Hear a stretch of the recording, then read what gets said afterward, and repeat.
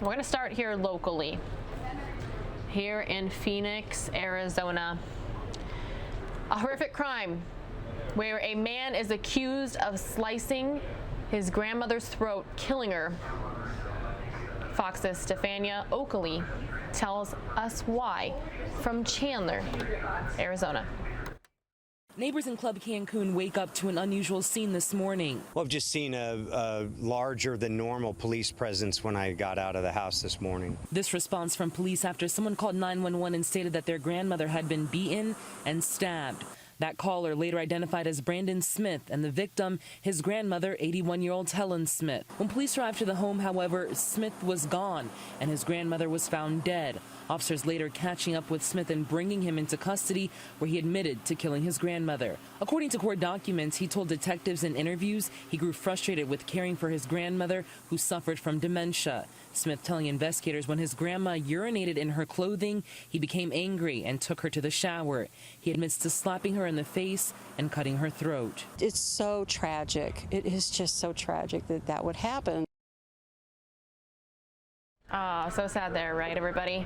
Tragic news when you hear about it. Okay, well, we hear all the time all these challenges, I think what was one, like planking, and it seems to oftentimes involve teenagers. They see the latest craze or fad and they want to do it, or they want to recreate videos. Like recently, I've been seeing all these videos of people like dancing outside of cars.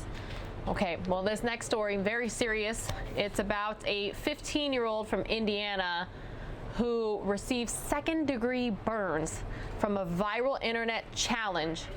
Reporter Kyle McGill has the story. You already know. So get better. Get me back out there.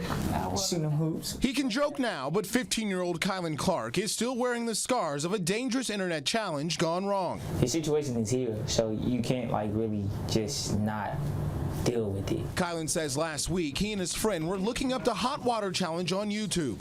When he fell asleep, he says his friend heated up some water and poured it on him. It was supposed to be a joke. So, but then when I came to my senses, the water got hot, and I just got up and I ripped my shirt off, and I ran upstairs, and his brother Keegan just looked at me, and then I looked down at my chest, and my skin just fell off my chest, and then I went in there and I looked in the mirror, and then I had skin falling off right here on my face. Kylan ran to a bathroom to try to escape the pain. When the damage was done, Kylan suffered second-degree burns on his back, chest, and face, putting him in the hospital for a week. It was one of his mother, Andrea's, worst nightmares. To see my baby all burnt up like that, it was heartbreaking. Doctors with IU Health say they're starting to see more of these so-called internet challenges land people in the emergency room. And it's suggesting to people that they can try it and maybe they won't be hurt, but they will be. I can guarantee it. In the case of the hot water challenge, Dr. Ed Barkis says it's possible to end up with permanent disfigurement due to burns, or if someone swallows the hot water, burns to the airway that could cause them to close, resulting in death. If your friends are telling you to do this, they are not good friends. Nick McGill, Fox 59 News. Wow, what do you guys think about that story? Okay, another top story for the day. Remember, we do top stories and headlines from across the country, not just here in Arizona, even though that's where Fox News Now is. Okay, this next one. A patient with a potential Ebola scare leaves residents in Denver with many questions. Outside Denver Health this morning, our cameras caught these emergency workers wearing hazmat suits and others wearing protective gear in an ambulance. Our camera caught some firefighters wearing scrubs in their fire trucks. Not clear as to why, but they sometimes remove their suits after coming in contact with patients potentially carrying infectious diseases. Denver Health said a patient was brought in and Ebola is being considered as a potential but unlikely diagnosis. From an initial review of the situation and the symptoms presented by the patient, it is unlikely that this will be confirmed as an Ebola case. Denver Health is on normal operations, and there is no threat or concern for patient, staff, or visitor safety. Denver residents and visitors have no need for concern. The hospital says the patient is being evaluated in an isolation unit, and that standard procedures are being followed, and that all necessary precautions are being taken to deal with the potential Ebola patient.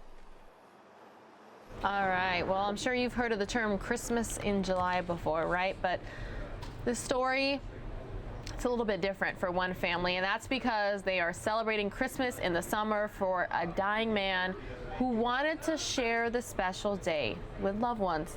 Fox's Darian Henderson has the bittersweet story from Jefferson County, Missouri. Christmas came early this year for the Hefner family. Father Andrew is battling colon cancer and has decided not to undergo dialysis treatment. You know, who knows how long I got. You know, they said a few days, but I've lasted a little bit longer than that. While choosing to accept whatever comes next, the 65-year-old says he only wanted to celebrate one holiday that's meant so much to his family over the years. Christmas is my favorite, one of my favorite times of year. So I decided to have Christmas early. In a matter of hours, his son Thomas and his siblings called up their friends to orchestrate the jolliest Christmas day in the heat of July. In the blink of an eye, a hot summer day turned into a merry miracle. He wanted to stay around until it's freezing cold outside, but I didn't mind spending Christmas in shorts and a t-shirt, so it's a win-win. With Christmas lights, family love, and sweet treats, for that moment it took Hefner and his family to a day they look forward to every year. It meant a lot to him, and it's one of those things where we'll never forget that.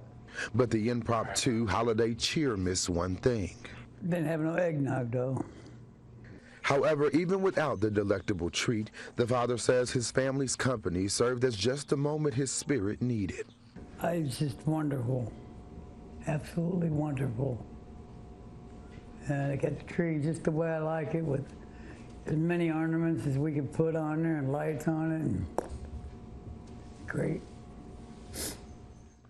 And with the snap of a photo, this magical second in time would serve as one of the lasting reminders of Andrew Hefner's last Christmas celebration. In Imperial, Darian Henderson. Aw, that really was bittersweet. I don't think you could think of a better word for that situation, but that man's family stepped up and gave him one final Christmas. I know Christmas is one of my favorite holidays. All right, any first-time viewers out there? If you are new since 6 days ago, since Tuesday, my name's Pilar Arias. Welcome, happy to have you. I like to ask questions, and I really enjoy to get emoji responses on the YouTube chat. We're currently live in New York City, where it looks a little hazy out there, not as crystal clear as it normally is. But hey, if you haven't already, please do us a favor, click that subscribe button. You can then sign up for notifications and be alerted anytime we go live with breaking news situations, and I think we might have one coming up here in just a moment. Or at least a live event. It might not be breaking.